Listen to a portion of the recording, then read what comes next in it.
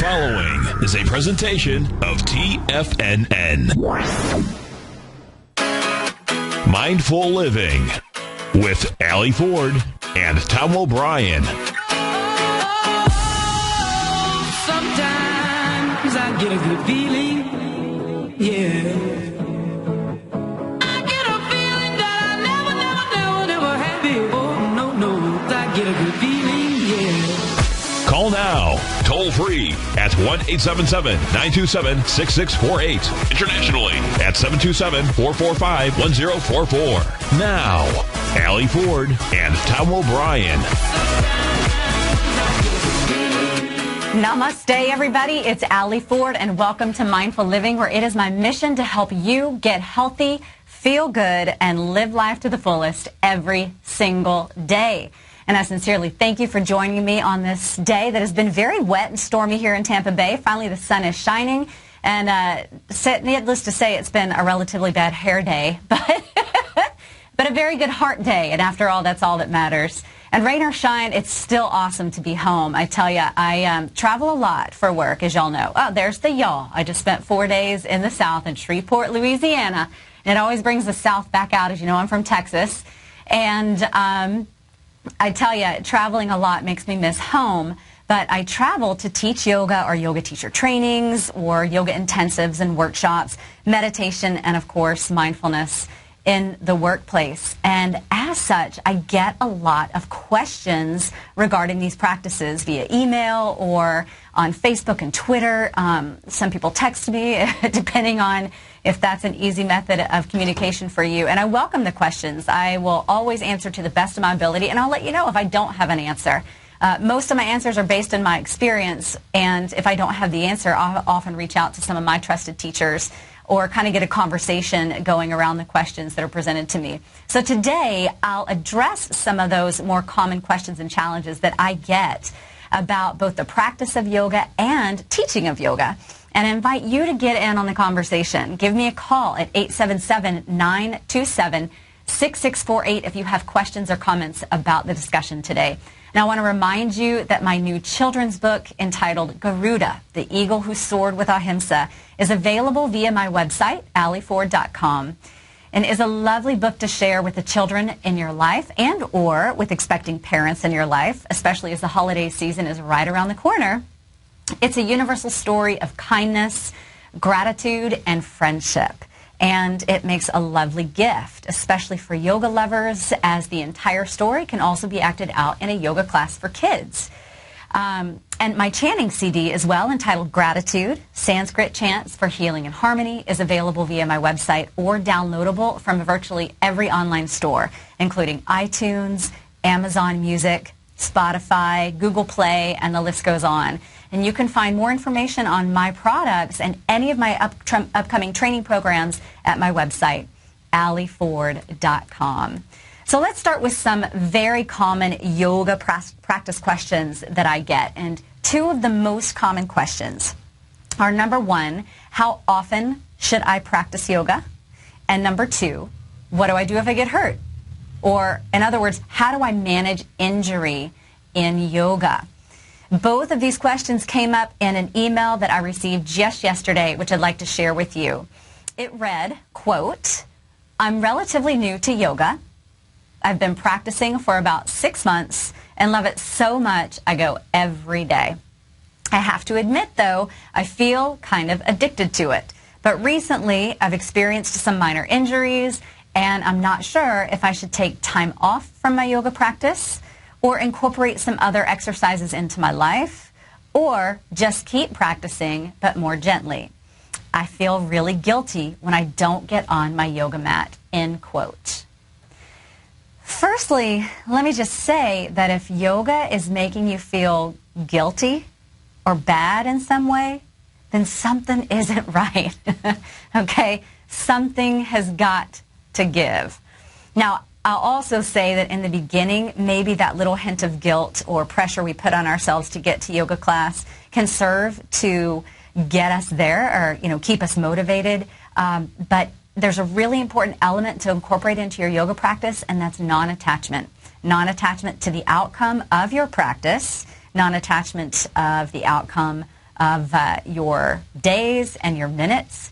And if you are holding on to some negative feelings because you didn't make it to a yoga class, then take a deep breath and try to let it go, right? Because there are many, many ways we can practice yoga off the yoga mat, which we're going to talk about. So in order for me to answer these questions, how often do I practice yoga? How often should I go to yoga? And how do I practice yoga through injury? We have to take a really key question into consideration, and that is, what is yoga? All right, yoga is, and this is according to me and my experience, and based on the messages that I've been given by my teachers, yoga is an ancient science and philosophy created to overcome suffering. So it helps us answer the deeper questions of life, and in doing so, we're able to overcome suffering. It's a process of introspection and an exploration of who we are at the deepest layer. And when understood, that knowledge reveals the essence or truth about ourselves and about all of reality. And that is that we are all the same. We are all one. We're all connected or unified, hence the meaning of the word yoga or union. And it's this understanding that then informs our way of behaving and being in the world, acting with compassion and love, patience, forgiveness, and understanding. Now, that's something that's not always easy, right? But it's certainly worth working for. So yoga is not and was never meant to be solely a physical exercise. It includes physical exercise as a method to begin the process of self-awareness and exploration. And of course, the physical exercise also offers many tangential benefits as long as you're approaching it correctly. But unfortunately, many people have stripped down the practice of yoga. It's a very rich and vast philosophy that goes way beyond physical exercise. And if you haven't had a chance to study or dive into its rich history, I encourage you to do so and just open the door to the potential there, because it's vast. And if we focus just specifically on the physical exercise, it can actually be quite dangerous. Because more and more people want to stand on their heads or stand on their hands or, put their legs behind their head. And these poses are, they can be available if you need them, if your body is open to or can open to those postures. And if you need those level of postures to receive a certain level of challenge in the yoga practice. But frankly, most people don't need that level of challenge in order to be healthy or to understand themselves at a deeper level, right? In fact, what some people would call the quote-unquote crazy difficult poses in yoga are also meant to dissolve the ego and establish a sense of humility and humbleness. So focusing just on the physical practice of yoga can actually really build the ego. And the ego is our sense of separateness, our sense of separate self, as one is only interested or borderline obsessed with doing more and more difficult postures that, when achieved without the deeper spiritual meaning of yoga, can only serve the ego and not the overall goal of offering the fruits of our practice or the powers gained from our practice to the betterment of all of society in an altruistic manner. So that is serving other people. Right? That is ultimately how yoga can inform our way of being. So if we're just focusing on gaining a lot of strength or achieving certain difficult yoga postures, then we're really focused on just ourselves, and that's not the goal. So right now, if you are rushing or forcing yourself into these postures, you can really, really, really injure yourself. And that is also another big danger of focusing on just the physical part of yoga. So if you achieve these difficult yoga postures and you run around yelling from the mountaintops, or even silently in your head, hey, everybody, look at me, I'm awesome. Well, can you think to yourself instead, wow, I feel great and I feel healthy. My yoga practice is serving my health and well-being. Now, how can I go and use that to serve others. So we have to remember that asana, or physical postures of yoga, are just 1 in 8 limbs or parallel practices that help facilitate the deeper understanding of yoga, and that there are many different ways to practice yoga. So one could practice karma yoga, or dedicated work towards serving others. One might choose to practice jnana yoga, which is deeper knowing through meditation, or bhakti yoga, the yoga of devotion to higher power. So with all this in mind, my short answer to how often should I practice yoga is every single day. If the ultimate understanding of yoga aids an altruistic existence, then serving others with love and compassion, too, is yoga. Be a better wife. Be a better mother or sister or brother, friend. Donate what you don't need to those who are in need, or choose to consume less to help protect our shared planet. It's a tall order, I know, but even a little of this awareness gained through yoga can make a big, healthy difference. Now, if physical practice is what you're asking me, if that's what you mean when you say, how many days a week or how often should I practice yoga, then my short answer again is every single day. Because if you're just focused on physical practice, there can be many benefits if you approach it correctly with the right attitude. And that is slowly and gently and with full awareness. Because remember, when practiced in a healing way, yoga can bring more fluidity to the joints, it can increase your circulation, it can help reduce chronic pain, it can help your breathing patterns, it can help overcome poor breathing habits, to deepen your breath, to help overcome asthma, and be very soothing to the nervous system. It calms and clears the mind. But it has to be done in a very healing way, which brings me to that second question, is how do I practice yoga when I have an injury? What should I do? Should I take some time off? And it really just depends on how intense the injury is. If you are in so much pain that you can't move, then you might need to rest for a couple of weeks. And obviously it's best to consult a doctor if the injury is severe. If the injury is allowing some movement, then yoga can be very much like physical therapy. And so you have to learn to practice in a way that is gentle, not pushing yourself or exacerbating your injury. You need to listen to your body, which is your inner teacher.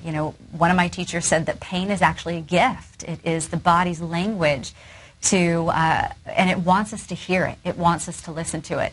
And this is why, it's my personal experience that you should not take aspirin or pain medication before doing any physical therapy or yoga exercise, gentle physical or therapeutic yoga exercise. And again, consult your doctor on this. But pain in the body is the body's natural way of communicating with us. And if that is dulled in some way and you can't hear it, then you may go too far in your practice and actually make the injury worse. So again, not pushing yourself, especially if you have injury. I mean, if a strong, fit body is really what you're after and you want to go hard, you're probably better off going for a sprint or doing CrossFit or lifting weights, etc. Because I promise you, a likely place that you will end up if you are racing in yoga, racing to headstand, is the doctor's office or the hospital. Right? That's not what yoga is about. So again, you can do yoga every day. And this comes from personal experience. About 3 years ago this month actually, I severely injured my back. Now this is relative, right? I mean, you meet some people who've been in water ski accidents or car accidents who really hurt their back and need surgery. I herniated a disc and bulged 2 above it, simply lifting my son after a nap. And the pain was so intense that I couldn't stand up. So I was on the couch for a good 24 hours before I called a spine doctor. I knew something was really wrong from self-awareness that I had developed in my yoga practice.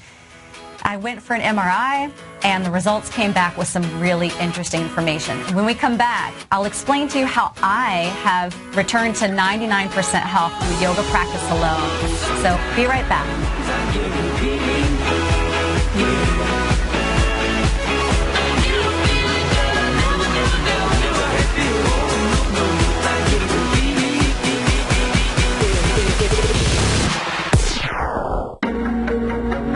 In quiet markets, investors search for new trading opportunities. We'd like to introduce you to a new product that provides opportunities even in flat markets. Nadex, the North American Derivatives Exchange, is a new and innovative Chicago-based exchange registered with the Commodity Futures Trading Commission, and unlike most other exchanges, Nadex allows you to trade directly through them with direct market access when using their trading platform. Nadex never charges a fee to use their platform, which even includes real-time charts and full customization capability. Nadex's unique short-term binary options allow traders and investors to capitalize on strategies even when the underlying markets are quiet. Nadex's innovation has allowed them to come up with a line of unique trading products that are unavailable anywhere else. See how it works at nadex.com. That's NADEX.com, or click on the Nadex banner on the front page of TFNN.com. Futures and options trading involves risk and may not be appropriate for all investors.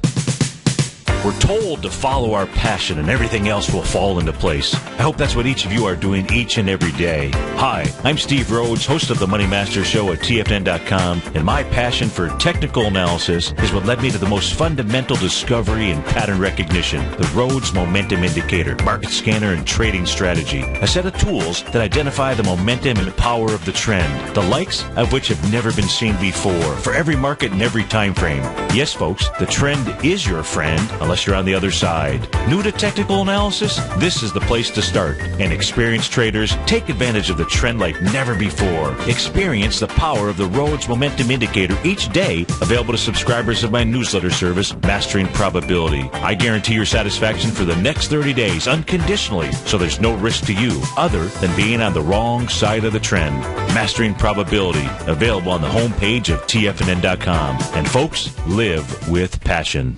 No matter where you listen to TFNN programming, we want you to know you can always access your favorite shows on demand through TFNN.com. TFNN airs live programming every market day from 8 a.m. till 6 p.m. Eastern, and you can view each program by accessing Tiger TV through our homepage. We even have an easy link for all mobile devices, including iPhones and iPads, located at the top right-hand corner of the TFNN homepage. You can use your smartphone to view Tiger TV, but if you don't have a mobile connection that can keep up with streaming live video, then you can simply visit TFNN.mobi in the browser of your smartphone for live streaming audio of all of our programs. The mission of TFNN is to educate our audience directly and interactively through our interactive website and radio call and talk shows. TFNN is able to teach all levels of investors the technical skills needed to trade in today's marketplace.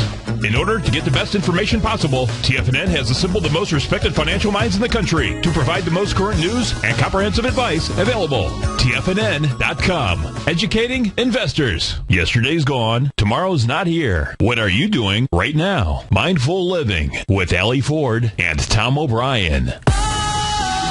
sometimes I get a good feeling, yeah. I get a feeling that I never had before. No, I get a good feeling, yeah. Welcome back to Mindful Living, everybody. So we're just talking about how to manage injury through yoga. And as I mentioned, I injured my back pretty severely just lifting my son. One of the most common ways to injure your spine when lifting is bending and twisting at the same time, and that's exactly what I did, just not being mindful. When I lifted him up after a nap, I lifted and twisted at the same time, herniated a disc, and bulged you above it.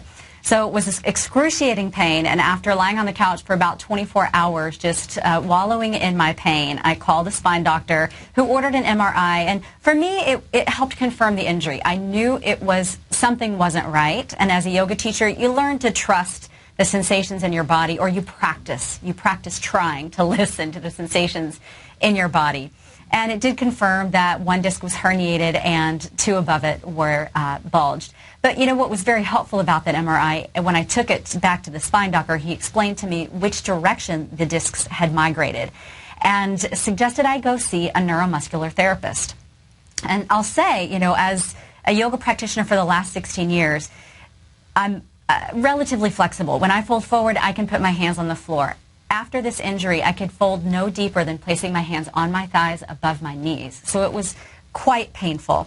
I go to the neuromuscular therapist, and he looked at the MRI and helped me understand which movements were going to make that injury exacerbated or help heal it. So because it was migrating, the discs were migrating toward the posterior or back part of my body and to the right, they were compressing nerves, or the sciatic nerve, which runs down the right leg all the way down to the sole of my foot. So my right calf was cramping 18 out of 24 hours a day, and my right toes were flexing. So I had a bout of sciatica because of this pinched nerve, and my right hip just in general was painful. So I asked, what type of therapy he recommended. We were going to do the neuromuscular therapy, but what's the first thing he had me do? Lie down on the floor and do yoga. And I thought to myself, wait a second, I teach this. I mean, I practice this. I know how to do this.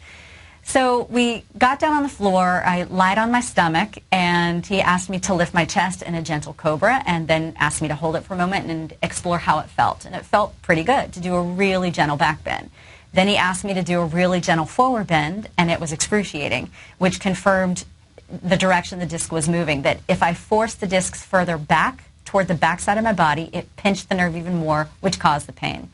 So some of the most healing movements for me were very gentle back bends to help the discs migrate back the direction they needed to go. And here it is 3 years later.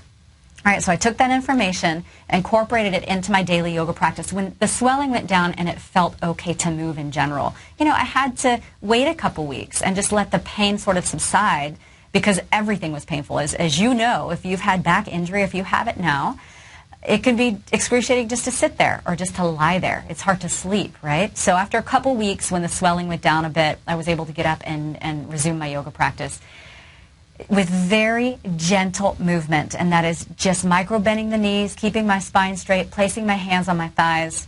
In 6 months, my hands were down past the knees to my shins. In another 6 months, they were to my ankles with bent knees. Here it is almost 3 years later, and I'm back to my forward folds with hands on the floor, which to me was like being my own best science experiment, using yoga as a healing practice, not to gain some crazy postures or do something new. In fact, it was like I took 100 steps back. But it was a big lesson in learning that we have to let go of this attachment to the physical practice, because it can be dangerous if approached the wrong way. So yeah, if you have injury, then even gentle therapeutic yoga, once the injury allows, can be practiced every day. Now, that can also aid blood circulation and nutrients to the part of the body that has to be healed. If for some reason you're unable to do the physical practice, incorporate meditation. It's a key yoga practice that is scientifically proven by the National Institute of Health, which is a government agency, to reduce chronic pain up to 50%, because it literally restructures the brain. The part of the brain which recognizes pain in the body gets thicker through meditation, and thus less susceptible to the pain. It's fascinating. So why not give it a try? And it soothes the nervous system, which of course reduces stress and boosts the immune system, also aiding in healing. In fact, the National Institute of Health also showed in a study on meditation that it reduced doctors' visits 50%, by 50%. So I'm a huge believer in the power of meditation.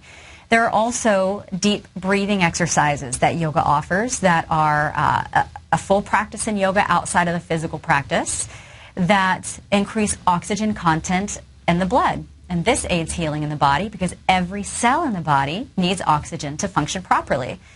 And as I said, if you can incorporate some gentle yoga with that deep breathing, it will aid that circulation of the blood and nutrients to the part of the body which needs to heal. But overall, you must listen to your body or your inner teacher, and moving slowly and gently take only movements that feel safe and healing. Trust me, like I said, I've been there. So my answer again is, even if you have injury, you can practice some form of yoga every single day. Now, I also want to talk to the students or practitioners out there whose teacher is adjusting your body or laying hands on you, which is a very common practice in yoga today, teachers going around. And first and foremost, physical adjustments where teachers use their hands to help bring some awareness into your body should be designed to help you feel more comfortable in the yoga postures or bring some awareness to your alignment, not necessarily to take you deeper. Unless you have a daily relationship with a teacher, primarily under a practice or tutelage like Ashtanga yoga or lineage like Ashtanga yoga, then if you're practicing styles of yoga and going to many different teachers, rarely should a teacher be trying to take you deeper. That really is based on a very trusting and deep daily relationship. So if a teacher is adjusting you in a way that doesn't feel good, and I've had many students ask me this, do we just give up? Do we just trust the teacher and let them do it? No. If it doesn't feel good or if it hurts, then say something. Speak up. In fact, there is a difference between intensity and pain. All right. So if a teacher is adjusting you and it feels intense, where you know the body can go there and you just need to deepen the breath and release, that's based on really deep self-knowledge or years of practice, being able to trust your body at such a deep place. If you feel sharp-shooting pain, tingling or pinching, or a dullness to where you actually are losing feeling in the body, then speak up and ask that teacher to ease off. All right? Be willing to share your thoughts. So the next common question I get is practicing yoga pregnant, or about practicing yoga pregnant. A lot of teachers come to me with these questions. What do I do for my students who show up to class pregnant? Or students ask me, what do I need to change about my practice when I'm pregnant? And first, I'll say, again, this information is based on my personal experience because I practiced yoga through 2 pregnancies almost up until the day I gave birth. Except with the first one, I was on bed rest for 2 weeks before the birth because my son was a footling breech, which means one foot was sort of in tree pose, if you know that posture, and the toes were all the way down at my cervix. And there was a fear that he might kick through, which would cause a prolapse. It might cause a prolapse of the cord and thus cut off oxygen to the baby. So they put me on bed rest so I could make it until the due date. Yoga, when practiced correctly during pregnancy, is such a gift because it helps you tune into the sensations of the body, deepen your breath, calm and soothe your nervous system, which the baby receives, of course, that calm, healing energy. And it helps you sort of be at peace with the process, whether you're in pain or whether you're sick, which unfortunately a lot of women experience what's called morning sickness, but which can actually be more like 24-hour sickness. And really just give yourself some vitality that you need during that process. And take care of yourself. So it can be beautiful. And before I go on to give these tips, I'd like to clarify that these tips are modification tips for people who have an existing practice. So if you are already a yoga practitioner and you become pregnant, then I'll give you some tips for things to change during your pregnancy. But you can keep practicing as long as you feel okay. If you're brand new to yoga and you become pregnant, you've never done yoga, or if you just started yoga, it's always best to seek out prenatal yoga specifically. The difference is prenatal yoga is really, really gentle and it's safe because you may not be familiar with the changes that are happening in your body. So it really just kind of helps you honor that process and move slowly and just keep the posture tall, helps you breathe and feel comfortable during pregnancy. All right, you can also use some of the breathing techniques for the actual birth of the baby.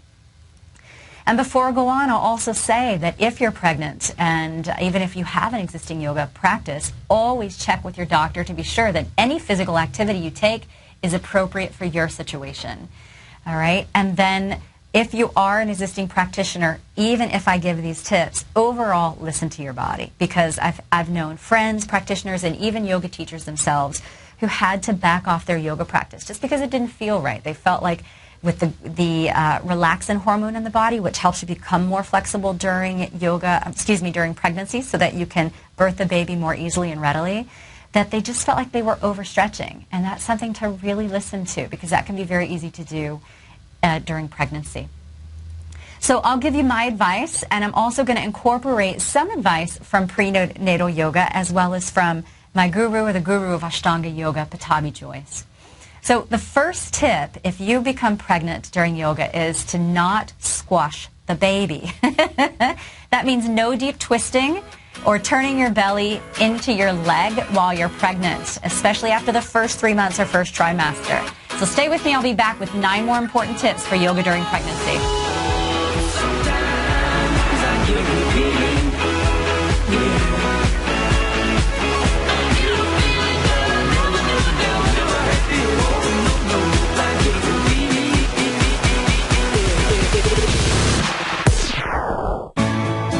You take a hands-on approach to managing your investment strategy. You're always looking for the next trading opportunity to magnify your perspective. Direction Shares connects sophisticated traders with a powerful array of ETFs from a wide range of asset classes. The markets may go up and down, and you want tools for both sides of the trade. Discover how we can help at DirectionShares.com today. An investor should consider the investment objectives, risks, charges, and expenses of the Direction Shares carefully before investing. The prospectus and summary prospectus contain this and other information about Direction Shares. To obtain a prospectus or summary prospectus, please contact Direction Shares at 800-851-0511. The prospectus or summary prospectus should be read carefully before investing. An investment in the funds is subject to risk, including the possible loss of principal. The funds are designed to be utilized only by sophisticated investors such as traders and active investors employing dynamic strategies. Investors in the fund should understand the consequences of seeking daily investment results, understand the risk of shorting, and intend to actively monitor and manage their investments. Distributor Foreside Fund Services, LLC. Who says you can't take it with you? TFNN says you can. With your mobile device and TFNN's live radio streams, TFNN has put it all in the palm of your hands. No special apps to download. No subscription fees for live radio or Tiger TV streams. We say you can. Now let's go over to the dollar, because the dollar is going to be the generator. It is the generator of basically higher dollar, lower market. And what the dollar has done, and this whole uptrend, folks, has just gone sideways. The way it works, folks, is this. We say you can. The Tiger Financial News Network. Smart investors and professional traders know you can. TFNN.com. Educating investors. Life is a mystery to be lived, not a problem to be solved. Mindful Living with Allie Ford and Tom O'Brien. Oh, sometimes I get a good feeling, yeah. I get a feeling that I never had before. No, I get a good feeling, yeah. Welcome back to Mindful Living. It's Allie Ford, and we're addressing some of the most common yoga questions that I receive via email, and we're talking about yoga for pregnancy, or how to change your existing practice if you become pregnant. So, first is no deep twisting. You want to keep the belly free of any pressure, especially as the baby begins to grow. That also includes, number 2, no placing your heel in your abdomen, and that is if you have a practice of half lotus or lotus, then when you place your heel in your abdomen, no deep fold. You can sit in lotus, just no folding over the heels, because the heels are designed to push more pressure into the abdominal cavity to massage the spleen and the liver. And of course, when the child is there, we want to keep the child free of any squishing or any pressure, okay? Now, the other thing to do is no deep belly contractions. We call it Uddiyana Bandha in yoga, or navel contraction. If you think about it, the belly's trying to expand, grow, and stretch during pregnancy, so allow it to. Let it go, let it flow.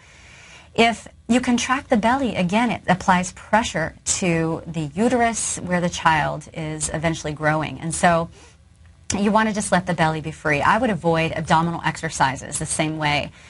This can be very tempting to want to do crunches or leg lifts. And, you know, different schools of thought will tell you different things. I say let it go. It's 9 months of your life to embrace this experience, and you can get your body back. The body is a fascinating miracle. It's amazing how it can return to health. In fact, not that it's not healthy when you're pregnant, but how you can get the strength of the abdominal muscles back after they stretch so intensely. So trust the process. Number 3, no more jumping around in your yoga practice. Stop jumping back and jumping forward. Again, this is a lot of exertion, a lot of jerking to the body. Be graceful. No more rolling around on your back. Think of stepping forward gracefully and just moving gently and slowly so you can practice without awareness. Because again, there are so many changes in the body that if you move too quickly, then some injury could happen. Now, any postures on your abdomen are okay before the second trimester. So the first 3 months, or before the abdomen starts to grow. So listen to your body then if you are taking postures on the abdomen, but only during the first 3 months, or only until the belly starts to grow. So if the teacher calls poses on the abdomen, then find something else to do. Some hip stretches are always a good thing to help prepare the birth canal for easy delivery. Back bending, tip 6. Bending backwards is going to be a completely individual experience. Pay attention to how it feels. Again, I've had yoga teachers themselves who've had really advanced practices of back bend say that during pregnancy it just didn't feel good. It really felt like they were stretching the abdomen too much. For me personally, it felt really good. I felt like it was giving my abdominal cavity more space, so it was easier to breathe. So listen to your body and do what feels good. You don't want to apply too much strain. All right. Number 7, turning upside down or inversions are okay as long as it feels good. But prenatal yoga suggests that you stop turning upside down at month 7, because this is when the baby is starting to try to turn the head down to prepare for birth. Now, again, I'll remind you, pregnancy is no time to begin something new. So if you've never done an inversion like headstand or handstand or elbow forearm balance, don't try it when you become pregnant. Just wait, all right, so you don't fall down, because that obviously can pose risk or an injury to you and or your child, your unborn child. So no turning upside down if you've never done it. If you have done it and it feels okay and you feel safe, up to month 7 would be fine. After that, legs up the wall is really helpful because it can help reduce the swelling of the lower legs and help prevent varicose veins. Number 8, you want to start taking the final resting pose, often called Shavasana, on your left side. So find a pillow to go between your legs and a blanket or pillow to go under your head for comfort, and lie on your left side to aid the circulation of blood in your body to your baby. Number 9, use props. Put blocks under your hands so you're not lunging too deeply to get your hand down to the floor. Instead, raise the floor up to you so that you avoid overstretching again. All right, so overstraining the body in some way. And number 10, when in doubt, when there is some hesitation in your body about taking a posture, don't do it. Listen to that deeper intuition. It's a lovely time to incorporate that into your life off of your yoga mat as well. Just listening to your inner teacher that says, hey, that doesn't really feel right, all right? So listen to that. And you can find these tips on my website, aliford.com. When you go to my website, you'll choose teacher training. And then under teacher training, you'll scroll down to resources. And under resources, you'll find links to many things. So you'll find links to some Sanskrit chants, common Sanskrit chants that people often want to learn. You can follow along. YouTube tutorials, suggested reading lists. And if you scroll all the way down to this page, then you'll see articles. And one of the articles listed there is this article I'm describing now or discussing now, entitled Healthy Practice for a Healthy Pregnancy. And it's a beautiful time. So if you can, try to get to yoga practice when you're pregnant. This can help you feel so very good. Now, we'll move to yoga teaching questions. Yoga teaching is a very interesting thing, all right? Because more and more people are interested in pursuing alternative careers, and yoga teaching would be considered one of those. It's not 9 to 5, it's not behind a desk, it's not the corporate world. It is a really beautiful practice and can be a beautiful service to offer others. But launching a teaching career should not be taken lightly. In fact, changing careers in general should never be done just on a whim. It's very helpful to sit down, journal about it, write your goals down, your ideas down, and then write your plan and work your plan, okay? So I received this question recently from a teacher training graduate of mine. She started teaching on the side and then sent me this email. It says, quote, I'm thinking about transitioning from my full-time job at a title company to teaching full-time. And of course, I'm still going through some health concerns, so I'm trying to make things easier on myself. My full-time job is so stressful, and teaching makes me feel so good, like I'm really doing something better for the world. Just wondering if maybe you could give me some advice on this, as I know you have been through it. End quote. And as I've told the story on this show a couple of times, I did leave the corporate world, a successful software career, to pursue yoga teaching. And I have to say, I learned a lot through some of my mistakes. And so I'll share this with you if you are considering either transitioning careers or if you're actually considering going into yoga teaching. This advice could be helpful for either of those situations. So as I said, first thing to do is write a business plan. If you've never done this, you can get help in a number of places. Obviously, the internet is a gold mine for information. You could also visit a SCORE organization, which is an organization of retirees who are professionals who just want to help others, and they can help you write a business plan. And in that business plan, you want to include, what your goals are, how you differentiate yourself, what your specialty is, how you see yourself teaching, and most importantly, place some stress on your financial plan. That is, how much money do you need to make? All right. Start with, what are your expenses every month? What do you need to pay your bills? And then back into it. How much money are you going to make per yoga class? And how many yoga classes a month do you need to be teaching? Or how many yoga classes a week do you need to be teaching? I think a lot of people go into new careers without any idea of, the responsibilities. We're focused so much on how good it feels that next thing you know, you can't pay your bills. And then it doesn't feel so good. So it's really important to write down a plan and then work that plan. And I suggest ease into that slowly. And just like you're going to practice slowly, ease into your new career slowly, if at all possible. Especially if you're an independent contractor, you're setting your own hours and you're having to go out and find work based on hourly pay. It can be very helpful to maintain a part-time job in your existing field to help supplement your income. And that's a beautiful thing. As Tom always says, it's a beautiful thing. Why not do that? Because then you don't have to worry so much, and you can really focus your mind on your intention, and that is why you even went into this new career in the first place.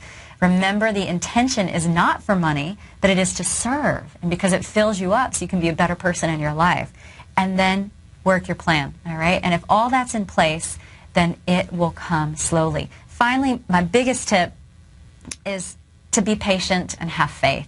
I think of Pattabhi Jois, the guru of Ashtanga Yoga, who began the Ashtanga Yoga Research Institute in 1948. He showed up every day, 4:30, 5 o'clock in the morning, and just waited for students to come. One student came, then 2 students came, then they went out and told 2 friends, and then 4 students came. And for 63 years, the man dedicated his life to that teaching and to that practice. So if you're starting a new career, have faith, remember your intention, and be patient. You have to be patient, otherwise you'll lose your motivation and you may be tempted to give up or quit. And I would hate to see that happen because, when you can pursue your passion and trust that it's helping or serving other people, then life can be a very beautiful experience. All right.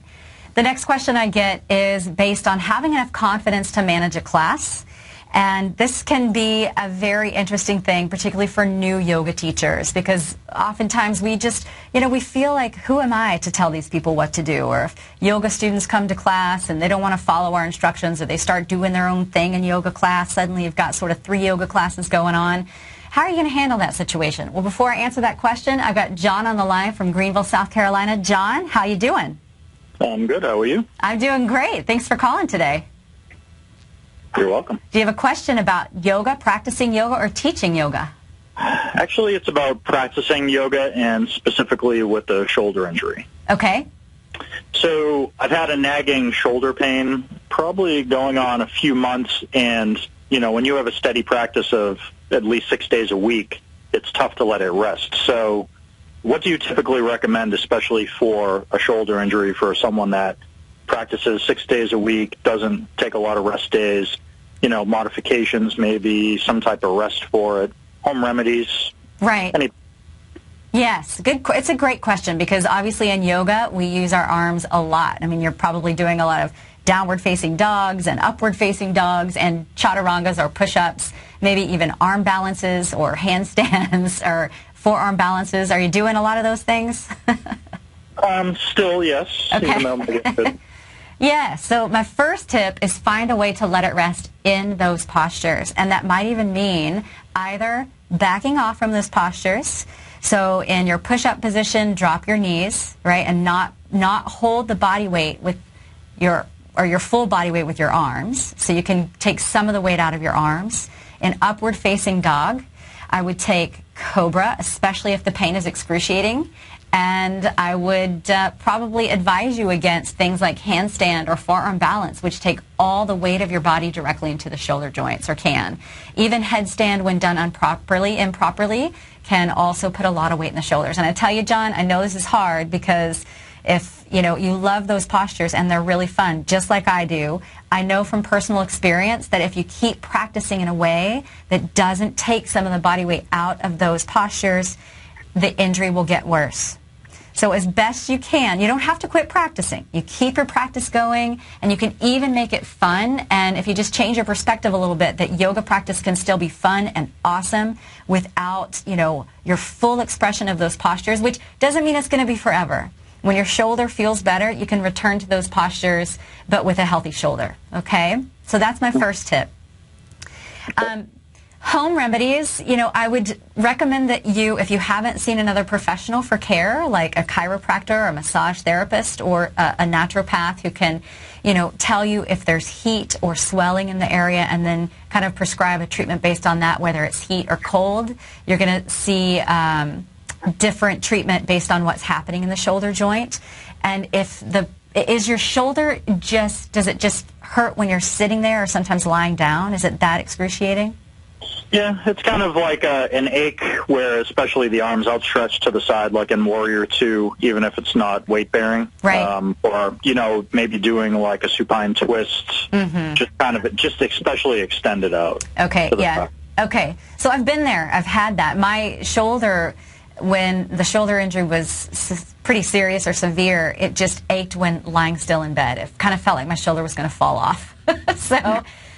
Can you relate to that at all? It's sometimes you think, yeah, I can. I'm a stomach and side sleeper, so I definitely put weight on my shoulder when sleeping. So I would also suggest that you try and maybe sleep on your back with some support under that shoulder, like a pillow, so it doesn't feel like it's kind of falling down to the ground. And then in your yoga practice, as well, even in Warrior 2, you might be better served to just place your hands on your hips for now or in prayer position, so you're not holding. Again, my biggest tip is practice in a way, or practice up to the point before the pain, because your body's talking to you. If it's to the point where you're feeling it when you're just lying still, then it's time to listen, So change the arms a bit. You can still do a killer Warrior 2 and really get your blood, your circulation and your heart rate up with that deep lunge in the legs, because those are the biggest muscles in the body, and just place your hands on your waist. Does that help? It does, definitely. Thank you. I hope so. I wish you health and wellness, and I know if you practice that way, it will get better, John. Cool. Thank you. Thanks for calling. Have a great day. Namaste. All right, so going back to yoga teaching, a lot of new teachers graduate from my course and go on to teach, and I get a lot of questions about this. What do you do if you're in a class and someone starts to do something completely different than what you're teaching? So I'll read this question that I recently received to you. It says, quote, I just taught a class that had 4 students, 3 experienced practitioners, and 1 who was brand new. The more experienced students were continually going to the next posture before I called it, or would take postures a lot deeper than I was offering, and would also do different versions of the poses that had nothing to do with what I was teaching. For example, I would call tree pose. They would do bird of paradise. I could tell by body language that the new student was very intimidated and put off by this. Since it was a vinyasa flow class and not a set sequence, a few times I would call something different from what they were about to move into just to bring them back to me. But my question is, how as a teacher do you take control of these situations? End quote. This comes up in every single teacher training course that I guide. And it takes a bit of practice to get comfortable with taking control, especially if it means dialing people back. And sometimes that means speaking up and asking them to listen to you. The first point is, if more advanced students are taking variations of postures that you're teaching and you're okay with that, then speak to the beginner in the room. Teach to the beginner in the room, all right? Deliver all the message that help them feel comfortable, such as follow you. Remind them to listen to your voice and follow your postures and to stay where it's safe today. Remind them that everybody was once a beginner, and at some point, they were all at the same place, and it's okay to be a beginner and to take your time. Avoid comparing yourself to other students in the room, to work at your own pace without judgment, and trust that the practice will bloom over time with practice and with patience. Again, as Batabi Joyce always said, practice and all is coming. Now, with small groups like this teacher had, she had 4 people in the room. You can be a little bit more casual, be friendly with your people, treat it sort of like a private session. Say the person's name out loud and laugh a little bit. You can say to the new person, hey, Julie, feel free to look at Sally and Joe for inspiration, but be sure to do what I'm doing, so we keep you safe today. I want you walking out of here so you can come back tomorrow, okay? And make it okay for them to be inspired by what they're seeing, postures they've probably never in their life tried, but to not feel pressure to try them until they are ready. It's also important that you make people stay in certain places as a teacher if it is not yet safe to move on. For example, if you're offering headstand, be sure to tell your students, quote, if you don't have a practice of headstand and then you're not going to lift up today, okay? I want you to stay here with me with your feet on the floor. Everyone else, if you have a practice of headstand, take headstand. And then guide your beginners to a very safe place where they can stay with either their knees or feet on the floor. It never, ever benefits anyone to rush into these types of postures. I was just in a yoga class myself, and it was, the teacher was teaching a multi-level class because she knew she had beginners and she knew she had advanced students. I kept hearing boom, boom, boom, people falling down, trying these postures they'd never tried before. As a teacher, that's the worst thing you could possibly hear. You have to keep control of the class out of safety. Know that that is the intention. Finally, I personally as a teacher do not like it when students go off on a different sequence. And I'll go over to them and I'll say respectfully, I'm going to ask you to follow my sequence because what you're doing is A, very distracting, and B, can make it unsafe because I can't keep my eyes on you and the other students at the same time and ensure that what you're doing remains safe. And they'll hopefully appreciate you for that. If they don't, you're saying it out of the goodness of your heart to keep them safe, and you can let it go, okay? So that's my best advice for taking control of your class. Trust yourself. Finally, I'll just say to all the yoga teachers out there, we're in this together. Let's band together. Let's support each other and not compete with each other. The more that we can support each other and help answer these types of questions, the better yoga teachers will be. So that's all the time I have for today. And again, I thank you all for joining me. I'll see you next week with more mindful living. And until then, I wish you peace, love, health, and happiness from the inside out. Namaste.